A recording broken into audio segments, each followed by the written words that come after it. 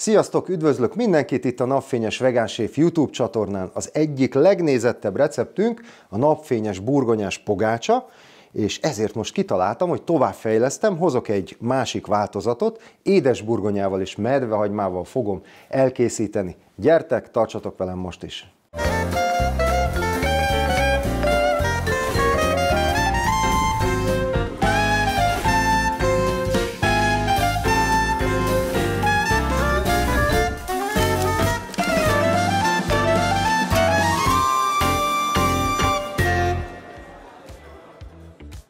Aki ismer minket, kipróbálta már a napfényes pogácsát, azt tudja, hogy milyen isteni, annak alapján készítettem el ezt a receptet is. Ugyanúgy liszt, tehát gluténos liszt az alapja, némi növényi margarin, pici élesztő, és a burgonyát kicseréltem édes burgonyára, amit a következőképpen készítettem el.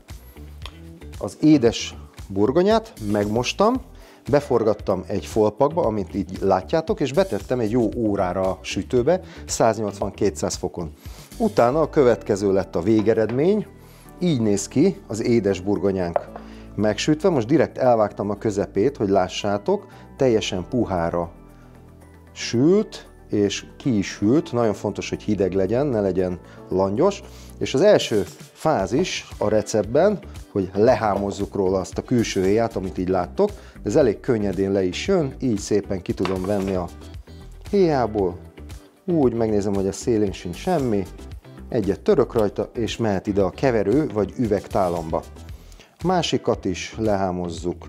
Ez pont az a mennyiség, ami nekem kell a recepthez, 40 deka burgonyát fogok használni.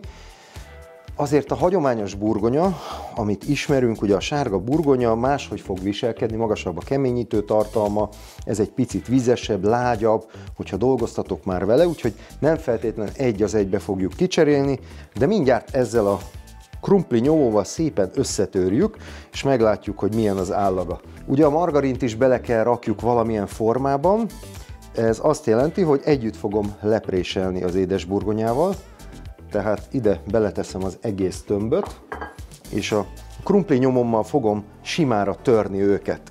Margarin, ha nagyon hideg, akkor ilyen szemcsés marad, úgyhogy nem baj, ha egy kicsit szobahőmérsékletű. Ezen a ponton lehet egy kicsit fűszerezni. Most a sóval kezdünk először. Hát egy jó evőkanál só mehet bele. Aztán van itt nekem frissen őrölt bors. Szépen beletörjük. Tovább nyomkodom, nagyjából meg is vagyunk.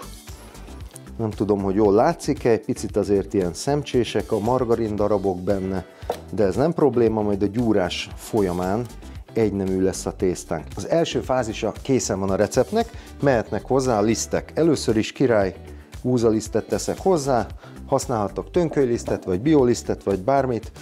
Érdemes nagy többségében először valami finomított liszttel dolgozni, és némi teljes kérésű lisztet is teszek hozzá. Fontos ugye az élesztő, hogy mitől lesz laza a tésztánk. Ugye leginkább a pogácsát élesztővel és vagy sütőporral lehet készíteni, ez most az élesztős verzió lesz, legyen jó laza, habos, könnyű. És most jön az a pont, hogy el kell döntenünk, hogy mennyi folyadékot teszünk még bele, ugye ez függ az édes burgonya nedvesség tartalmától, a liszt minőségétől és mennyiségétől, és előkészítettem némi szójajoghurtot ide, amint látjátok, ez ugye a hagyományos pogácsában tejföllel szokták készíteni, ebből egy 2 evőkanállal teszek, és aztán majd visszamérem, úgyhogy elkezdjük begyúrni most a kis masszánkat, és aztán meglátjuk, hogy milyen lesz.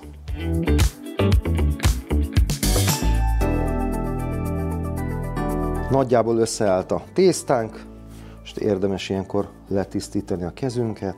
Ha készen van a masszánk, ki lehet önteni így a deszkára, egy pici kis lisztet az aljából még ráöntöm, és akkor itt át lehet még mozgatni egyet. Picit lágy lett a tésztánk, de nem baj, majd a nyújtáskor, amikor hajtogatjuk, egy kicsivel több lisztet fogunk használni. Most összeállt a masszánk, amint látjátok, egynemű lett. Ez a pogi tészta, 500 g lisztre van kalkulálva, 40 deka az édes burgonya benne. Erre a tányérra szépen kiteszem, és egy jó órát hagyjuk kelni, pihenni, lazulni, le is fogom takarni, szobahőmérsékleten, és aztán hajtunk rajta egyet. Eltelt egy másfél óra, és szépen előkelt a tésztánk. Hűtőbe azért betettem, mert minél lassabban kell, annál finomabb, érettebb lesz a végén a végeredmény, és most jön a hajtogatás, de ehhez a medvehagymát fogom előkészíteni, ami azt jelenti, hogy egyszerűen összevágom minél kisebbre, minél finomabbra, hiszen ezzel fogjuk majd megszórni a hajtogatásnál. Nagyjából jó is lesz, jó finomra vágtuk, egyébként készülhet belőle egy pesto is, azzal is meg lehet kenni, az is hasonló eredményt ér el, de azt is lehet, hogy ilyen állapotában begyúrjátok a pogácsa tésztába, én most direkt így a szórást választottam. Félretesszük akkor a hagymát addig, és szépen kinyújtjuk itt az asztalon a tésztát, ez egy kevés lisztet kiszórok először az aljára. Kérdés, hogy mennyire ragad a tésztánk, egy kicsi mehet a tetejére is. Nagyon jó. Szuper, jó, lágy a tészta, tökéletes, lágy, könnyű pogácsa lesz belőle, úgyhogy jöhet a nyújtás óvatosan, keresztbe is, hosszába is egy kicsit lehet nyújtani. Próbáljátok meg ilyen kicsit ilyen téglalap hatású formát kialakítani, mert akkor könnyebb lesz, majd egyenletesebb lesz a hajtás. Persze bármit összehajtunk, nem erről van szó, de a téglalapot mégiscsak lehet majd ilyen szabályosan hajtani. Na, megszórjuk akkor vastagon, egyenletesen a hagymával. Hát én azt gondolom, hogy ezt még egy pici sajttal meg fogom bolondítani. Ez most egy ilyen csedáros ízesítésű vegán sajt. Finom lesz. Nagyon gazdag pogi. Nagyon jó, és jöhet a hajtás. Szépen kitolom a szélére is, oda is kerüljenek.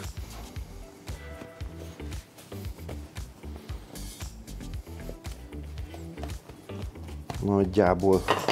Hát ahogy esik, úgy pufa, mondhatnám, hogy az a lényeg, hogy egyenletesen legyen benne az anyag. Így is hajtunk egyet, és még így is. Gyakorlatilag így néz ki egy hajtás után a pogácsatésztánk, úgyhogy ismét egy kevés liszt mehet a tányér aljára, rá a tészta, és újra bevágjuk a hűtőbe. Hát legalább egy fél órára, hadd pihenjen a sikér.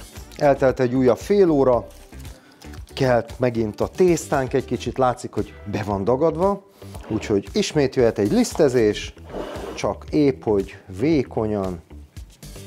Most nem fogjuk semmivel megkenni, csak hajtunk rajta egyet, de ehhez először jól kinyújtjuk egyenletesen. Fontos, hogy a négyzetes formát megtartsuk, úgyhogy egyenletesen próbálom nyújtani. Most még jobban sikerül, mint az előbb, úgy látszik, már pihent annyit a tésztánk. Így jó is lesz, és most hajtunk rajta egy duplát, ami azt jelenti, hogy így a feléig behajtjuk az egyik felét, majd mehet a másik fele, úgy kicsit nyújtunk rajta, hogy egyenletes legyen. Kicsit leporoljuk a felesleges lisztet, ugye, ami az alján maradt. Nagyon jó, és most először így fogom félbehajtani. Ez a kis trükk. Ismét leporolom picit. Ismét egyenletesre mozgatjuk, és egy utolsó hajtással elérjük a végső állapotot. Megint hagyjuk egy 20 percet kelni, szépen pihenni, és utána készre nyújtjuk, és jöhet a szaggatás. Eltelt egy újabb fél óra, jöhet a nyújtás, és szaggatjuk is a pogácsát, sütő már izzítva, hogy jó meleg legyen a konyhában, hiszen még a szaggatás után is meg kell kelnie a kis pogácsáinknak. Nagyon jól néz ki, nézzétek, hogy ott villognak benne a medvehagyma darabok, úgyhogy eddig ígéretes a tésztánk. Jöhet egy nyújtás ismét, elég lágy is a tészta, úgyhogy szerintem finom lesz a végeredmény. Itt fontos, hogy már nem lisztezem agyon, csak amennyi épp, hogy szükséges a tésztának. És ugye be kell lőjük a vastagságát, hogy mennyire magas pogit szeretnénk. Ez jó lesz, ez a vastagság, körülbelül 2 centis, picit megnyomkodom a széleit, az hajlamosabb, laposabb lenni. Vágunk rajta egyet, így a késsel, csak hogy egy kicsit barázdáltabb legyen a teteje. Körülbelül pingponglabda átmérőjű házias kiszúróval fogok dolgozni. Nézzünk is meg egyet, hogy néz ki. Nagyon szuper. Jó kis hagymás az oldala, mint látjátok. Mehet is a tepsire.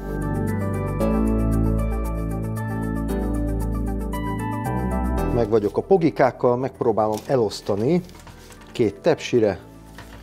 Hagyunk helyet egy kicsit így a kelésnek is. Szóval a maradékot így is megsüthetitek, egyszerűen csak betesztek ide egy darabot ezekből, és akkor ez lesz a személyzeté. Úgymond ezek a kóstolófalatok, a leesők, amíg nem kerül az asztalra, kitálalásra, és a többit pedig össze lehet gyúrni. Óvatosan. Még egy 4 szép kövér darab kijött belőle, úgyhogy valahova ezeket be kell préseljem ide a tepsibe. Le lehet kenni egy kis joghurttal, szójajoghurttal. Így egyszerűen bekenjük, és megszorjuk egy pici sajttal. Az egyik tepsit pedig így hagyjuk szárazon. Jó, megnézzük, hogy melyik lesz a gusztább. Van itt egy pici reszelt sajtom, ilyen vastagra reszelt. Ezzel óvatosan így megszórom a tetejüket. Azért most szükségünk lesz egy jó 20 percre, hogy langyos meleg helyen szépen megemelkedjen a tészta, sütés előtti állapotot elérje, és akkor utána a forró sütőben hirtelen elindul ez a dagadás. Akkor most itt hagyom a konyhába, és hamarosan jövünk a sütés előtt, megmutatom, milyenre nőnek meg a tészták. Eltelt egy jó fél óra, meleg helyre tettem, és nézzétek, ilyen puha lett, szép, lágy lett a tészta, úgyhogy tökéletesen előkészítettük a sütésre. Most kap egy nagy sokkot, és aztán mindjárt jövök a friss, roppanós pogácsákkal. Elkészült a 2 tepsi pogácsa, egymás alatt sütöttem, ami azért nem olyan optimális egy háztartási sütőben, de azért elégedett vagyok, nagyon szépen lazán megemelkedtek, könnyű a kis pogink, picit leveles is, úgyhogy isteni az illata a medvehagymának, nagyon szép sárgás a színe az édesburgonyától. Készítsétek el akár sima krumplival, vagy esetleg sütőtökkel, azzal is hasonlóképpen működik, de javaslom, hogy ne hagyjátok ki ezt a verziót se, vagy gyertek el az étterembe és kóstoljátok meg az ottani pogácsánkat. Találkozunk a jövő héten is, sziasztok!